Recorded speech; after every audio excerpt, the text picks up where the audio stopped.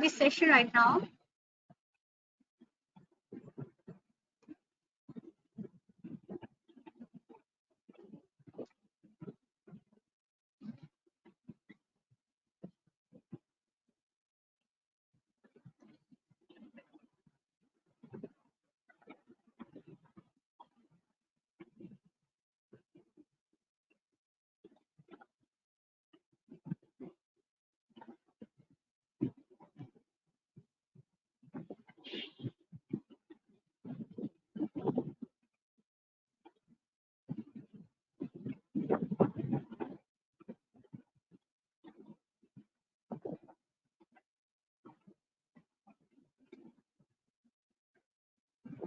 Okay, you must have read a lot of things related to tuberculosis, especially in your second prof about the Mycobacterium tuberculosis.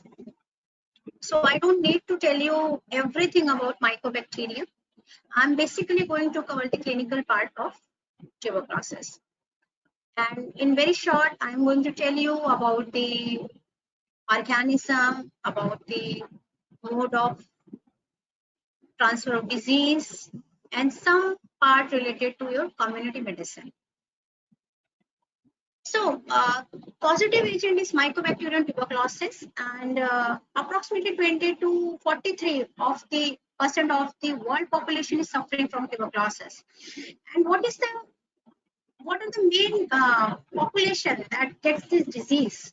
Mostly poor community. It is a poor man's disease, you can say. Malnourished people or a patient who are immunotherapy treatment or immunosuppressive diseases, homeless patients, overcrowded communities, substandard housing conditions. So such patients are more at risk of developing tuberculosis. Mode of spread is actually it is an airborne disease, and it is primary TB, latent TB, active TB, and progressive primary TB. Primary TB is those which doesn't have any symptoms, doesn't present clinically or radiologically, it is silent. Latent TB don't have active disease and cannot spread the disease to other. Active TB, 10% of the latent TB patients develop active TB, and progressive primary TB is 5% of the primary active TB. This 90% of disease is the reactivation of the latent TB. So basically Mycobacterium is an acid-fast bacilli, and it is rod shaped and grows in pores.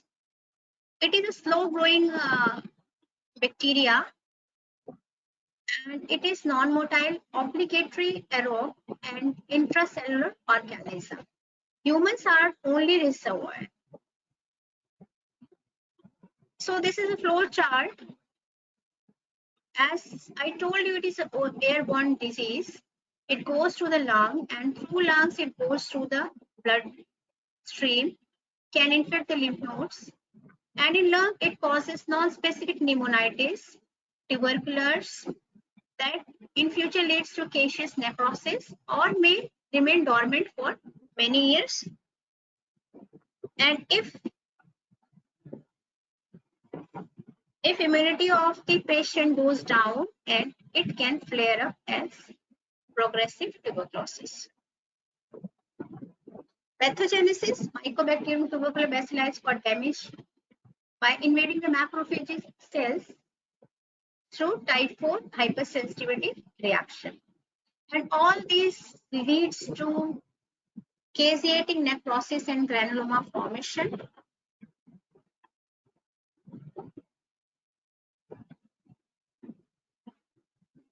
So what country did? It started National Tuberculosis Control Program in 1962 to control TB, because it is one of the vast disease in our country. In 1962, then in 92, they came with the concept of RNTCP, that is a revised National Tuberculosis Control Program. And now, in year 2019, they came up with National Tuberculosis Elimination Program, that is NTEP, to eliminate tuberculosis from India by 2025. All type of TB cases are diagnosed and treated under National TB Elimination Program, and Government of India has committed to end TB by 2025. What is TOTS? Directly observed treatment, short course, and it is 5 components: political and administrative component, good quality diagnosis primarily by sputum, sphere microscopy, and other microbiological tools that is available in the country, uninterrupted supply of quality of drug, directly observed treatment, systematic monitoring, and accountability. What is a DOT? That is a directly observed treatment. In DOT, an observer, health worker, or trained community volunteer or trained family member of a selected patient watches patient and support the patient in taking their drugs. Directly observation ensure treatment adherence with right drug in right dose for the right duration.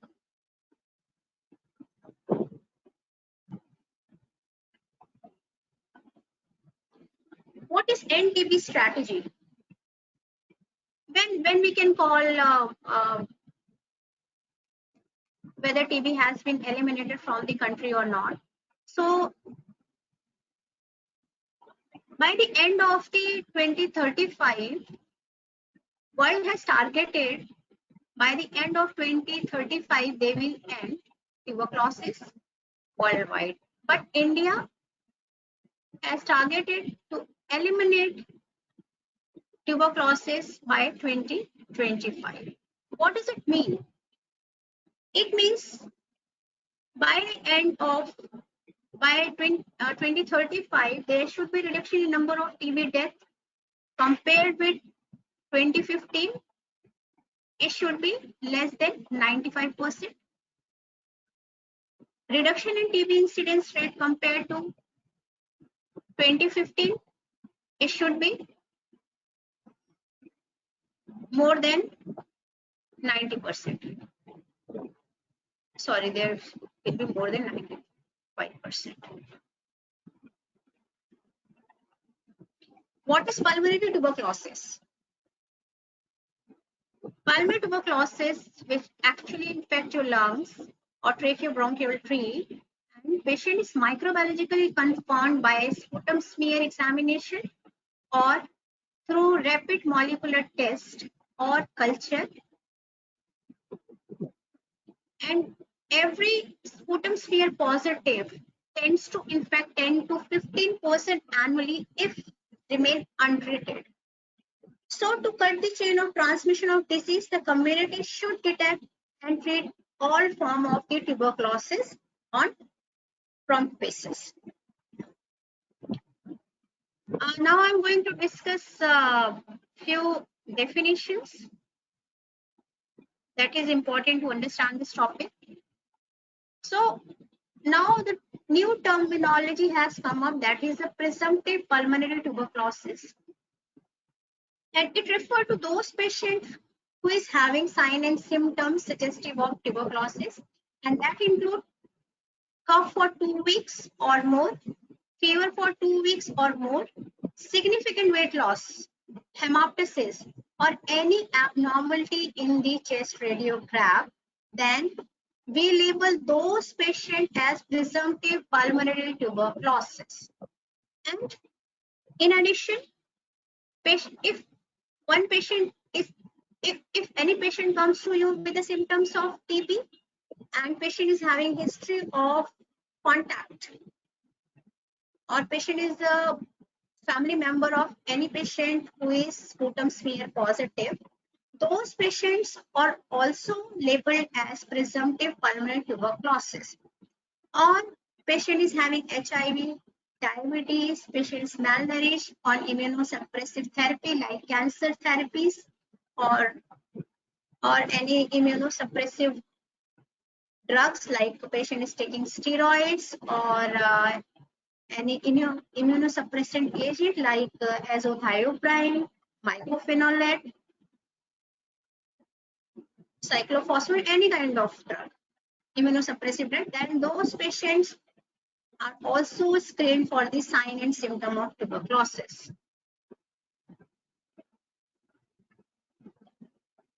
Same thing. Classification by the history of previous TB treatment. New case, a TB patient who have never taken any treatment, never exposed to any drug for less than 1 month. Patient has never taken any treatment, or if taken, it is less than 1 month. So those patients we categorize as new cases. Previously treated, patient who has received treatment, anti-TB treatment for more than 1 month. Recurrent TB cases, a patient previously declared as successfully treated, cured or treatment completed and subsequently found to be microbiologically confirmed TB case. Treatment after failure are those patients who have been previously treated for TB and whose treatment failed at the end of their most recent course of the treatment. Like patient was on the treatment, but in the end of the treatment, patient come out as sputum smear positive. So we categorize those patients in treatment after failure. Treatment after loss to follow-up.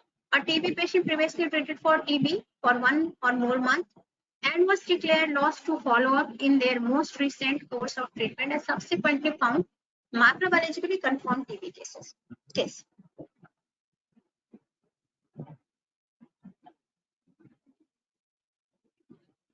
Presumptive extrapulmonary TB.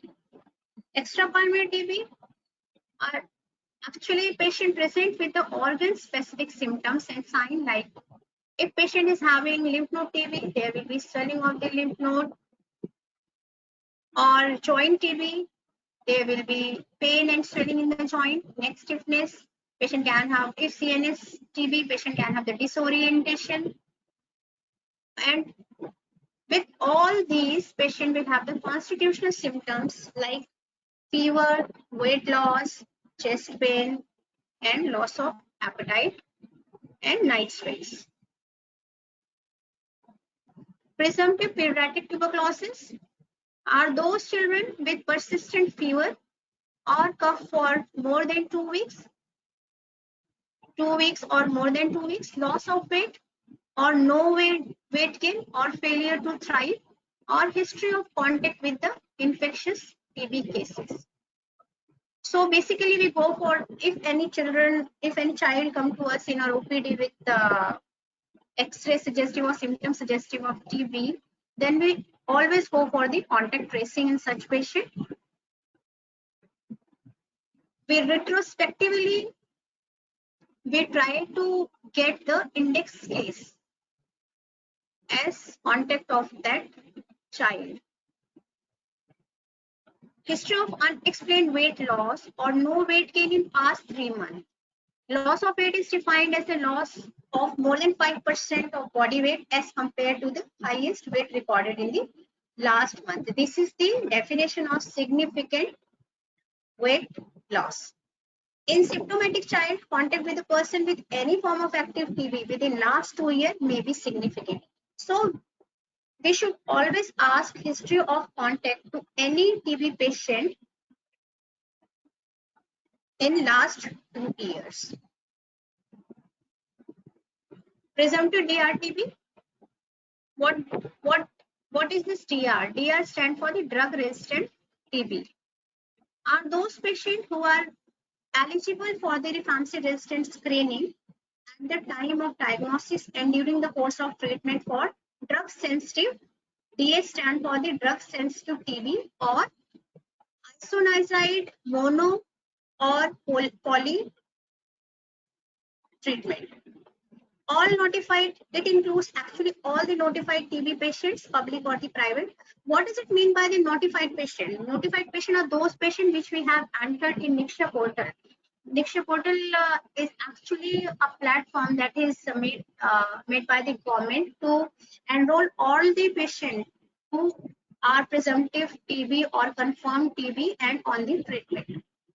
So government actually gets the data of all patients who are on the treatment in public as well as private sectors. So whatever patient notified on Niksha portal, those patients are considered as presumptive DRTB. Follow-up positive on microscopy include treatment failure on standard first line treatment and all oral H-mono poly regimen. Any clinical non-responders including pediatric patient. Microbiologically confirmed TB. Microbiologically confirmed TB referred to presumptive TB case whom a biological specimen is positive for AFP or positive for Mycobacterium tuberculosis on culture or positive for tuberculosis through rapid diagnostic molecular test, that is CBNet, TrueNet or line probe assay. Clinically diagnosed TB. Actually, clinically diagnosed TB, a clinician diagnose some patient according to his or her sign and symptoms, or these patients, clinical diagnosed patients, are not microbiologically confirmed patients. They can be radiologically, histopathologically, or on the clinical judgment of the clinician. They have been diagnosed and started on anti-TB treatment. So classification based on the anatomical side, that is a pulmonary TB, extrapulmonary TB, miliary TB, and so pulmonary TB actually is a patient who is microbiologically confirmed or clinically diagnosed involving lung parenchyma or tracheobronchial tree, means involving only lung part. Extrapulmonary TB is the patient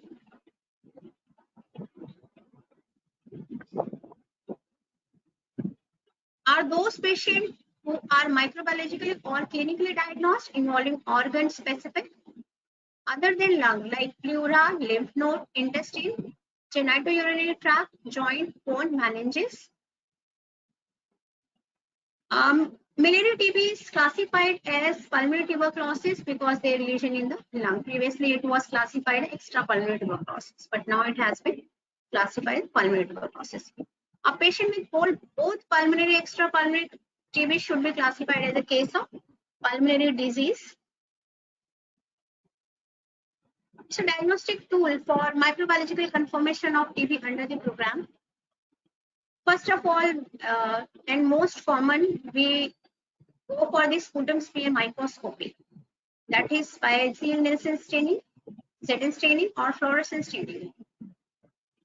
On culture basis, basically this is a phenotypic method. Solid media, that is a LG media. And second is automated liquid culture system, that is a BACTEC Midget 960, BACT, Alert, and VersaTrack. These are the liquid culture method that is available in your country. Third is a drug sensitivity testing. That is done by the modified proportional sensitivity testing, that is a PST for Midget 960 system. Economic variant of proportional sensitivity testing 1% using LG media. And rapid, last one is rapid molecular diagnostic test, that is a line probe assay, that is LPA for Mycobacterium tuberculosis complex, and detection of the rifampicin and INH RIF and INS, that is rifampicin as isoniazid resistance. This is for the first line LPA, for the first line TB drug. This is first line LPA. And FQ and SLI resistance. This is FQ stand for the fluoroquinolones and SLI stand for the second line injectable resistance. And these are the second line LPA. Nucleic acid amplification test, that is NAT, CBNAT or TrueNAT. These are the rapid diagnostic methods that is endorsed by the WHO, and currently we are using this rapid molecular diagnostic testing for the confirmation of the microbiologically tuberculosis. And it is also a rapid diagnostic method, also called the rapid drug sensitivity DST methods. Because NET gives us result within 2 hours and line probe assay, this gives us result within 2 to 3 days. So liquid culture system, we have the MIGIT, that is a microbacteria growth tube system, microbacteria growth indicator tube system. It gives us result within 42 days.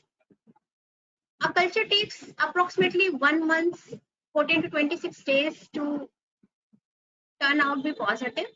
And if after it comes out be positive, then we go for the drug sensitivity testing, and it takes approximately 45 days for the result.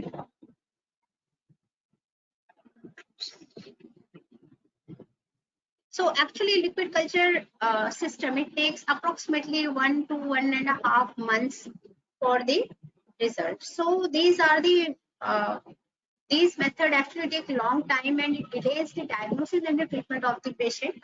So, and basically, if it delays the diagnosis of the patient, we can diagnosis of the patient as well as treatment of the patient, and further it can lead to the drug-resistant tuberculosis and mismanagement of the patients. Line probe assay, this is a molecular assay method, PCR based, and it detects RPOB gene for rifampicin, CAT and INHA for isoniazid. These are the gene, RPOB gene for rifampicin and CAT gene and INHA gene for isoniazid. And for the second line drug, that is for fluoroquinolones and for second line injectable, for Gyrus A and Gyrus B for FQ and RRS for second line injectable, and EIS gene for the kanamycin resistance it detects. Nucleic acid amplification test, that is NAT, it done with it, it provides accurate and rapid diagnosis of the tuberculosis. It detects Mycobacterium tuberculosis and RIF resistance.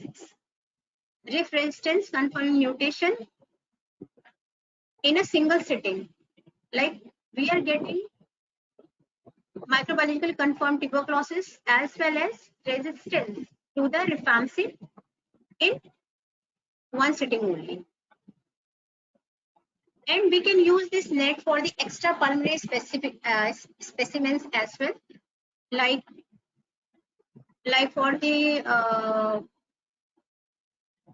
TB lymph node, for the CSF fluid, for pleural fluid, as well as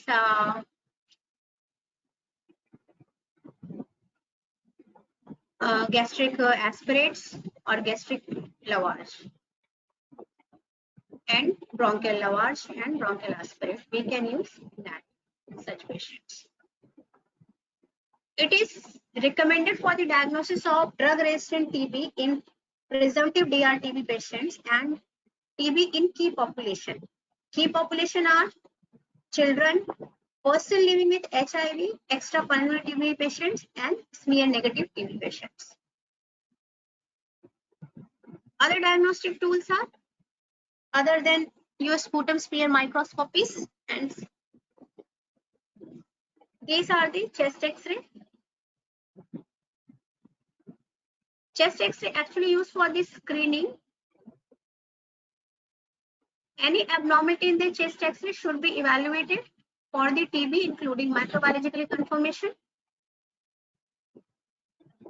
It also helps in diagnosis of the pleural effusion, pericardial effusion, mediastinal lymph node, and miliary TBs. Contrast enhanced CT chest, ultrasound abdomen, FNAC and histopathology, tuberculin skin test, bronchoscopy. So you can see these are the chest X-ray I have shown. This showing a thick wall irregular cavity in the middle zone of the chest X-ray. It is a tubercular cavity, and this is the consolidation that you can see in the right upper zone. And this second X-ray, this is suggestive of lot of nodularity. As you can see, these are the nodules. These are the nodules present all over the lung field. This is suggestive of the miliary tuberculosis. Reticular nodular shadows are present, and it is suggestive of miliary tuberculosis. In this X-ray, in right upper lobe, you can see there is a collapse and consolidation of this area. It is tubercular consolidation in right upper lobe. This X-ray is suggestive of left side pleural effusion. This is a meniscus sign you can see on chest X-ray.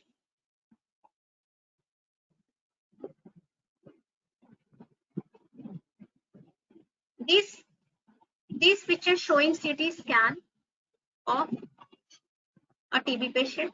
You can see this is a thick, large cavity. This is also a cavity. This is also a cavity, and this is similar to the X-ray. You can see this is cavity, this is cavity, and this one is a cavity. Same here. This is a thick cavity, thick wall, large cavity. You can see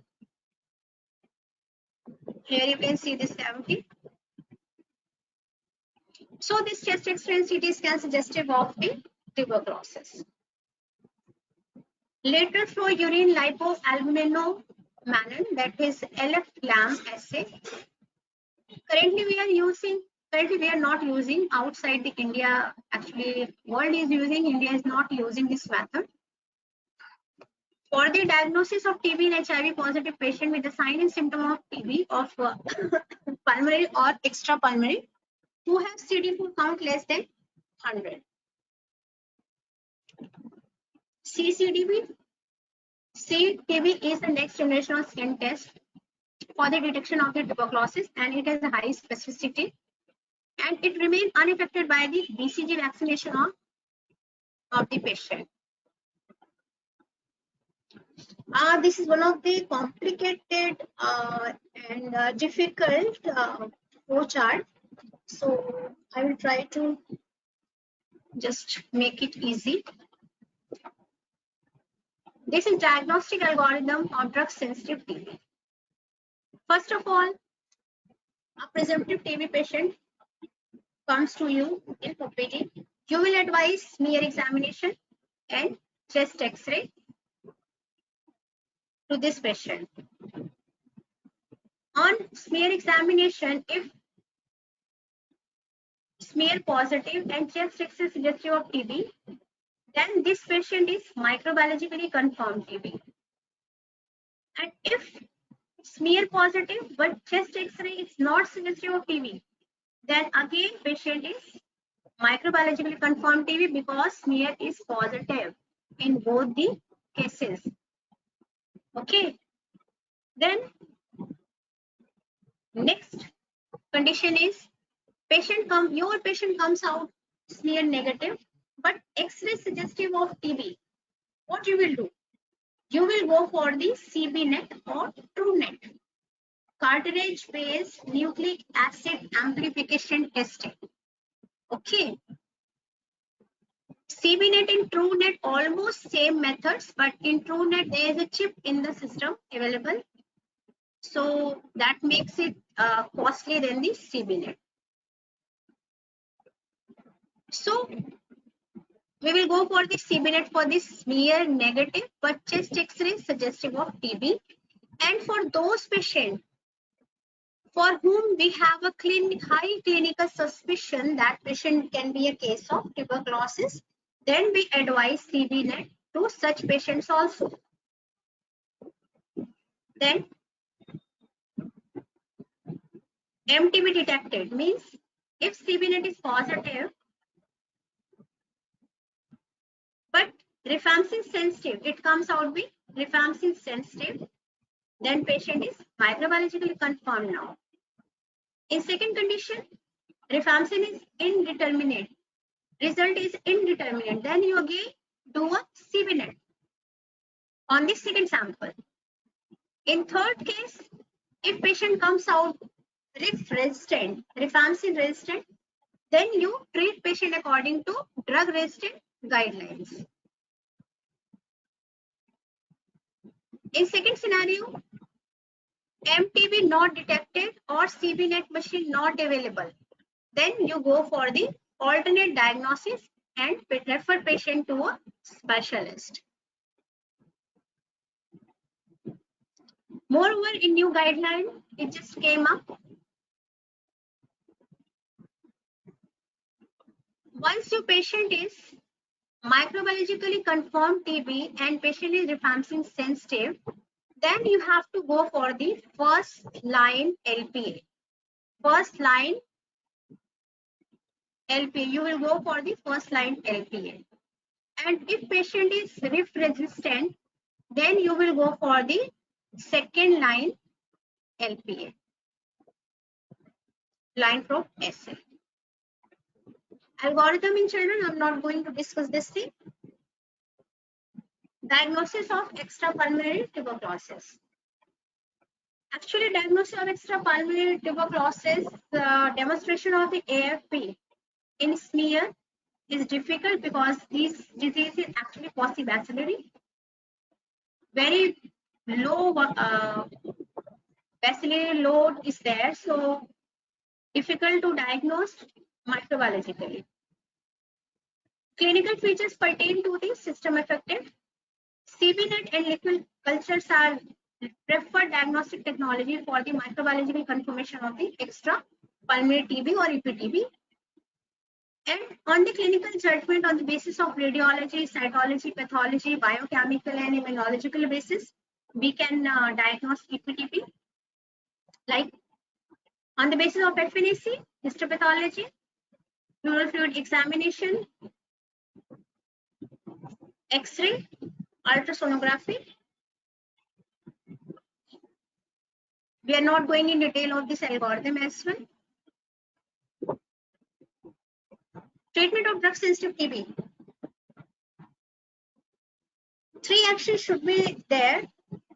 For early bactericidal activity, there is a early bactericidal activity, sterilizing activity, and ability to prevent emergence of drug resistance. This is what we expect from our drugs, ATT. They should have the early bactericidal activity, sterilizing activity, and they should prevent drug resistance. Role of intensive phase, that is IP. 4 drugs given in IP to achieve rapid killing of actively multiplying bacillary population. This phase will eliminate naturally occurring drug-resistant mutants and prevent further emergence of the drug-resistant mutant. Role of CP or continuation phase, fewer drugs that actually we remove 1 or 2 drugs in CP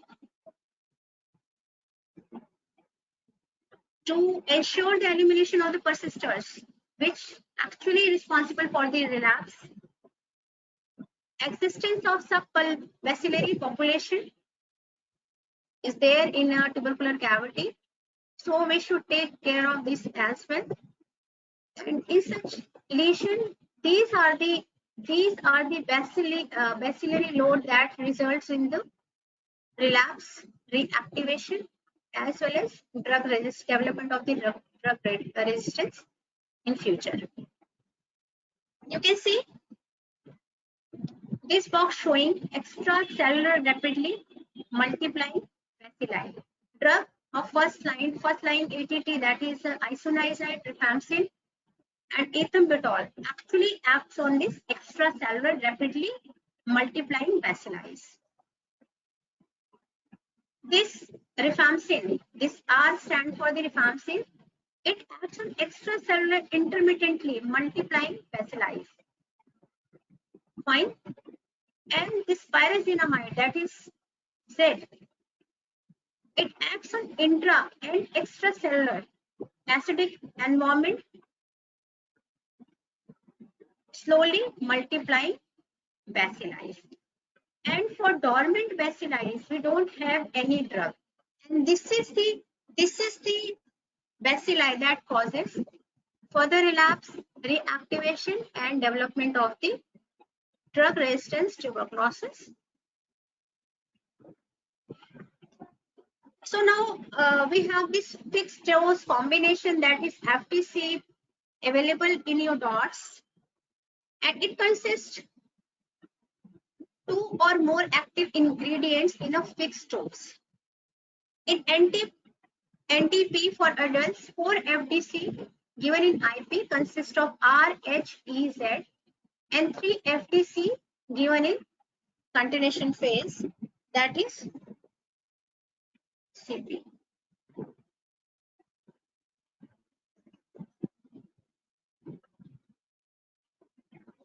So, type of TB cases, new and previously treated cases, H and R sensitive, isoniazid and rifampicin sensitive, or you don't know the sensitivity pattern of the patient, you prescribe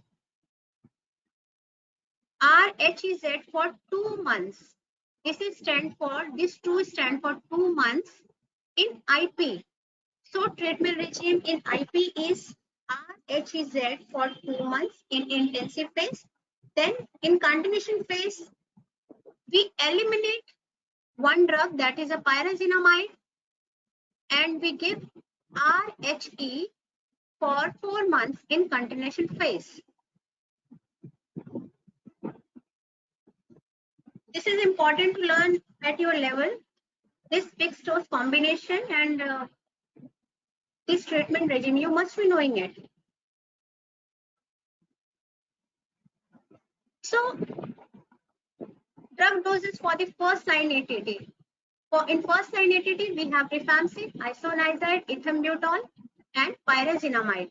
Streptomycin has been included in second line drug for the drug resistant tuberculosis. It is no more first line drug.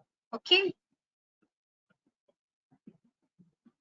So in adult, it is 5 mg per kg body weight, and maximum dose we can give is 300 mg. For rifampicin, it is 10 mg per kg daily, and 600 is the highest limit that we can give. Pyrazinamide, 25 mg per kg body weight, it is 2000 highest. Ethambutol, 15 mg per kg body weight, it is 1500 mg we can give. It has been written in maximum in children and in, but we prescribe to adults as well. This is a maximum dose that we prescribe to adults as well, not only in children. In any patient who is on ethambutol, especially in children, we should always go for the ophthalmic monitoring for acute drug reactions. This is daily dose schedule for adult as per weight bands. Now weight bands are just we are using in our dots, like I give you this 34 kg patient, 2 tablets for this weight gain, weight band, 25 to 49 kg,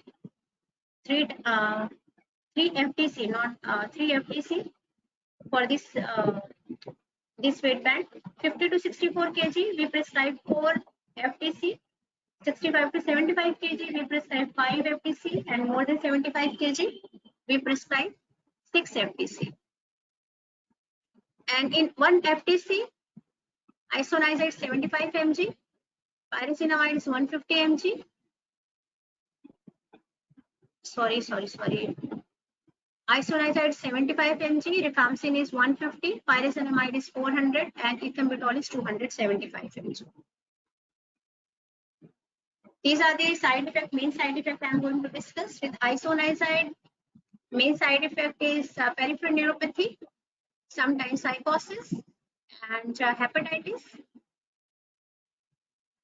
Yeah, convulsions which can cause arthralgia and anemia.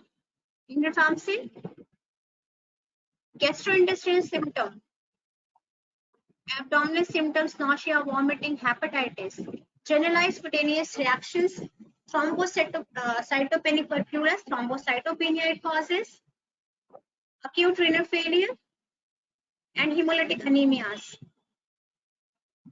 In pyrazinamide,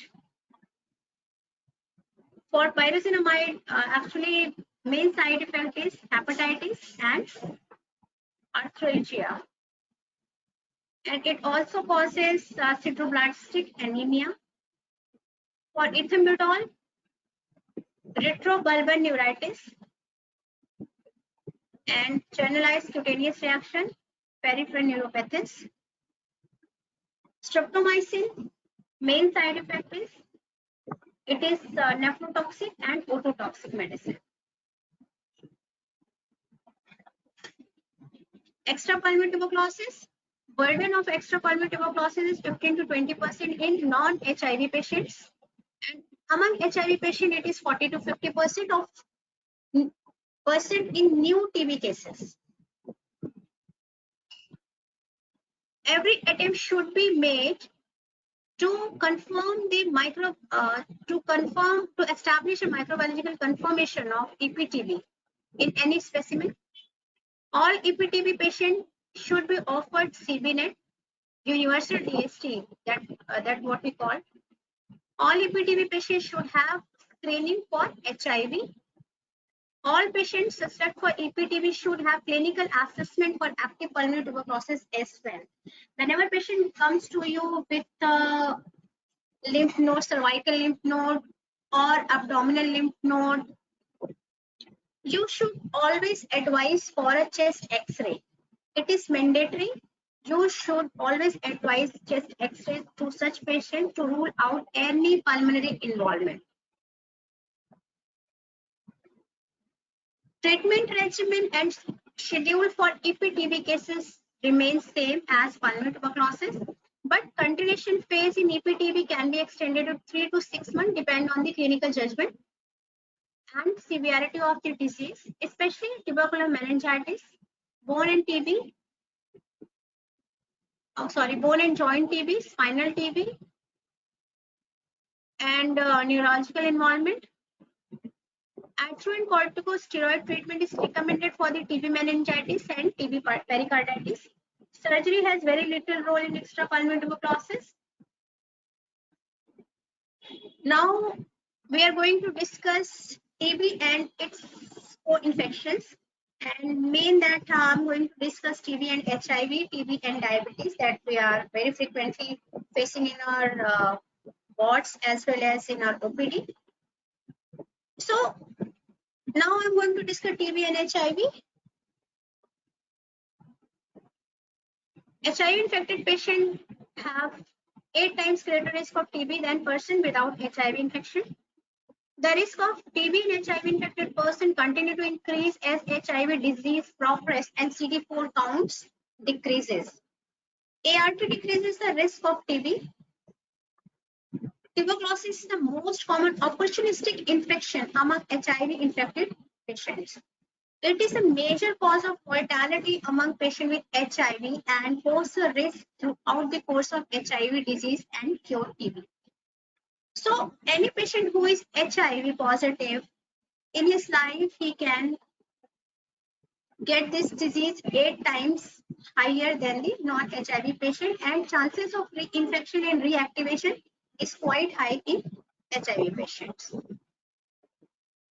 The presentation of a patient with HIV may vary with degree of immunosuppression.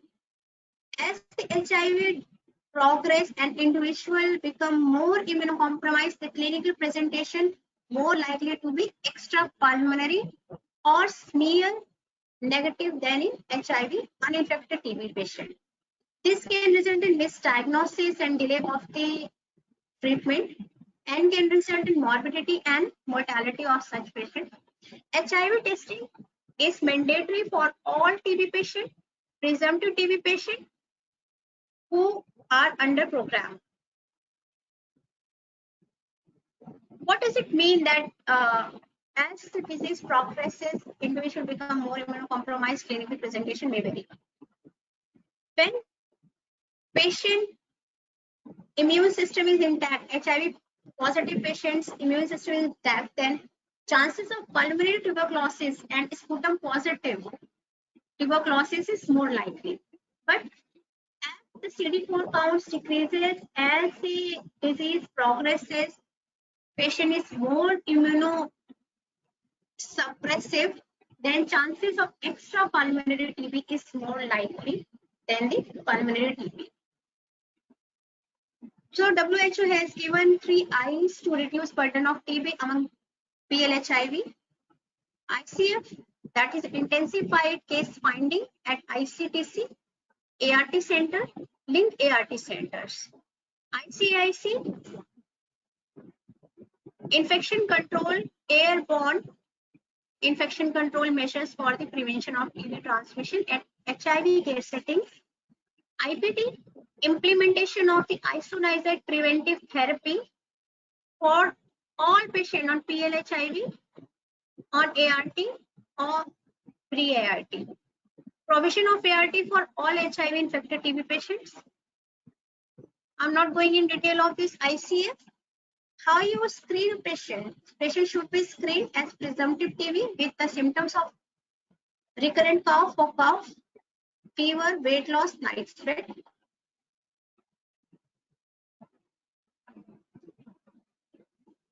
Initiation of the first line ART in relation to anti-TB therapy. Start ART irrespective of clinical staging. At any CD4 count, you can start the ATT. Timing of ART in relation to initiation of the TB treatment. Start ATT first. As soon as patient able to tolerate anti-tubercular treatment, start ART within 2 weeks to 2 months. ART recommendation, start ART regimen, tenofovir, lamivudine, efavirenz, TLE for a patient who are not on ART. And if patient already on first line ART, you have to start ZLE, that is zidovudine, lamivudine, efavirenz, replacing ZLN, that is zidovudine, lamivudine, efavirenz, and continue to ZLE even after ATT stop. What actually ART do to a patient with HIV TB? ART causes decrease in viral load and it facilitates immunological reconstitution and decreases AIDS-related illness and mortality.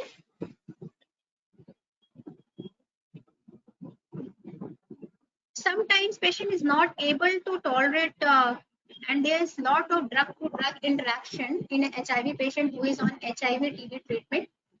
So such patient can be switched over such patients to sulfabutene, and it is an antimicrobacterial agent and similar to rifampicin. Rifampicin has significantly less side effects than the rifampicin, and it has very less drug-to-drug interaction, and its dose is 150 mg PT. So this is the treatment of HIV TB with ART. There is a provision of the cotrimoxazole prophylaxis therapy CPT to HIV patient, and the dose is, if patient is an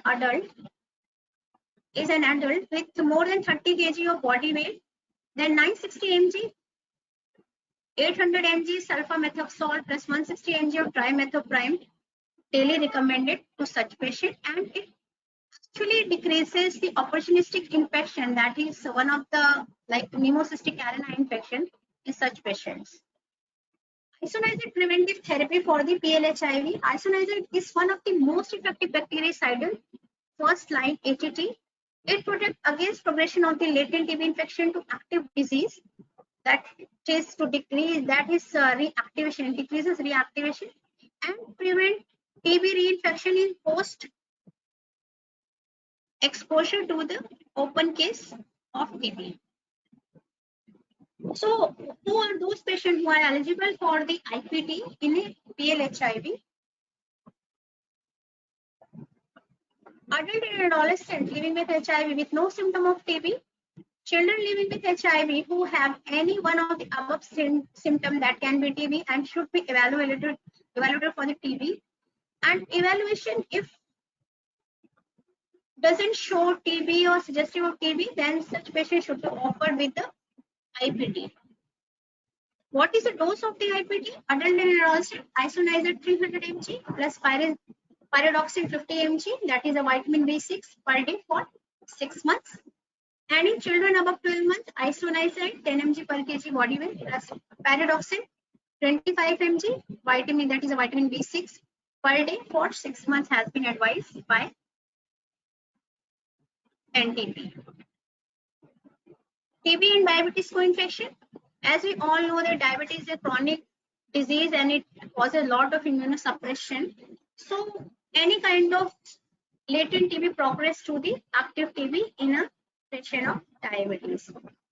Patients with diabetes are at risk of 2 to 3 times of developing TB compared to the non-diabetic patient. And about 10% of the TB cases are globally associated with diabetes.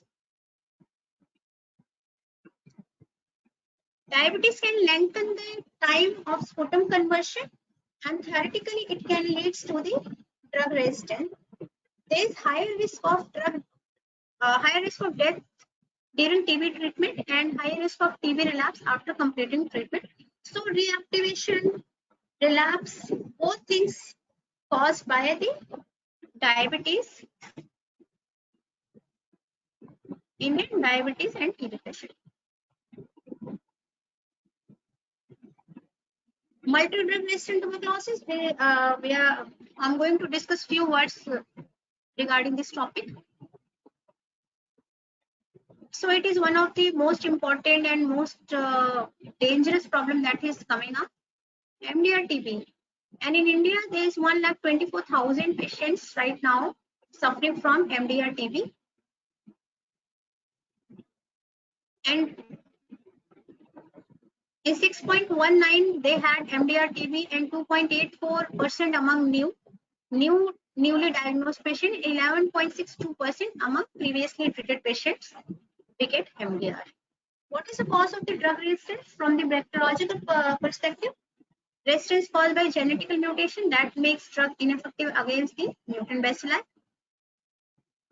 On clinical basis, inadequately or poorly administered drug. Clinical characteristic of the patient: inappropriately administered drug has not achieved necessary drug level to deal with all population of the mycobacterium. From programmatic perspective, weak TB services that leads to late detection and late treatment of the TB patient that leads to drug resistance. So this is the new classification grouping of anti-TB drug. You must be knowing these drugs, at least name of the drug.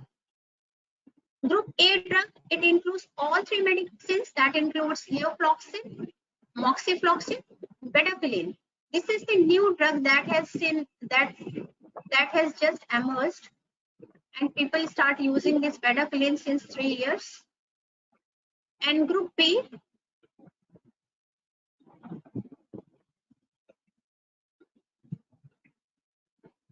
in group A, we includes all 3 medicines, that is levofloxacin or moxifloxacin, bedaquiline, and linezolid. Group B includes add one or both medicines. While making a treatment plan or drug plan for any patient who is suffering from drug-resistant TB, we have to include 3 medicines from group A, and from group B, we have to take one or both medicine. That includes cycloserine, terrazidone, that is a kind of salt of cycloserine,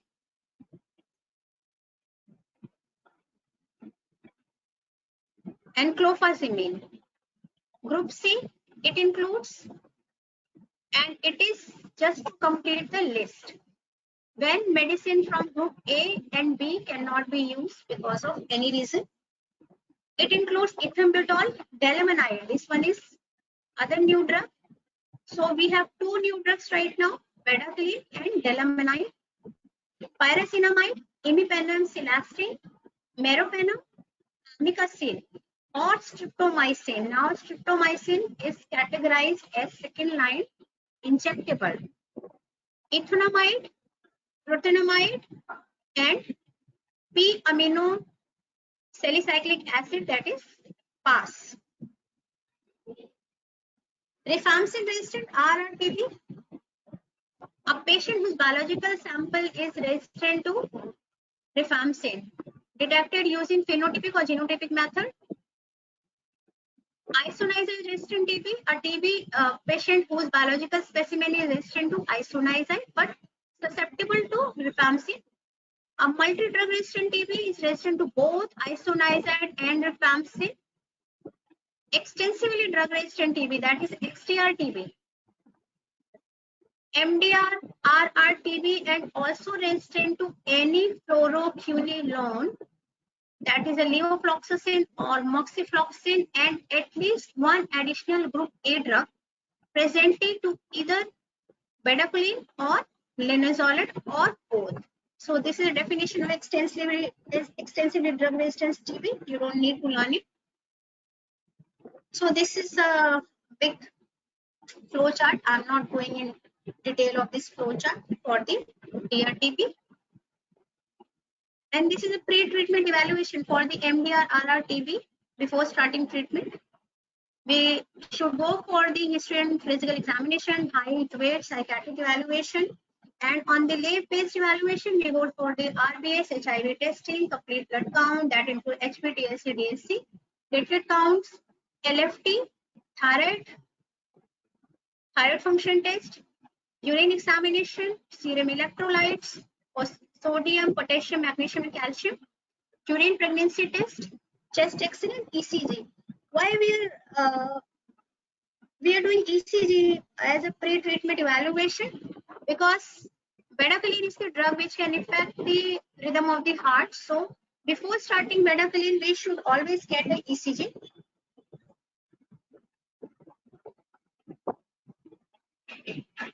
Currently, we are using shorter regimen for those patients who have not exposed to any kind of the second line drug more than 1 month. So it is what we advise actually. We advise 4 to 6 months of bedaquiline, levofloxacin, clofazimine, pyrazinamide, ethambutol, high dose, isoniazid, and ethonamide in IP in intensive phase.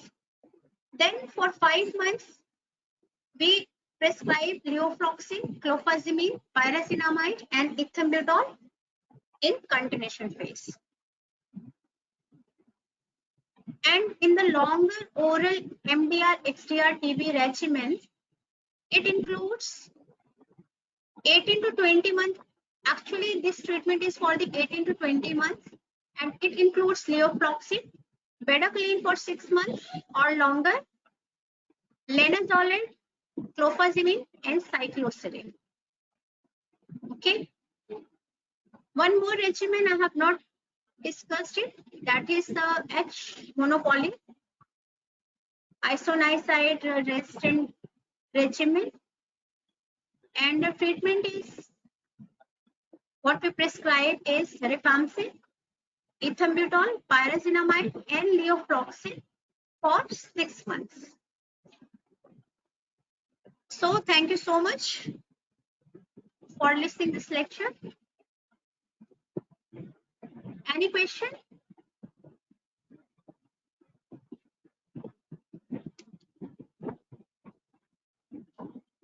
Thank you so much.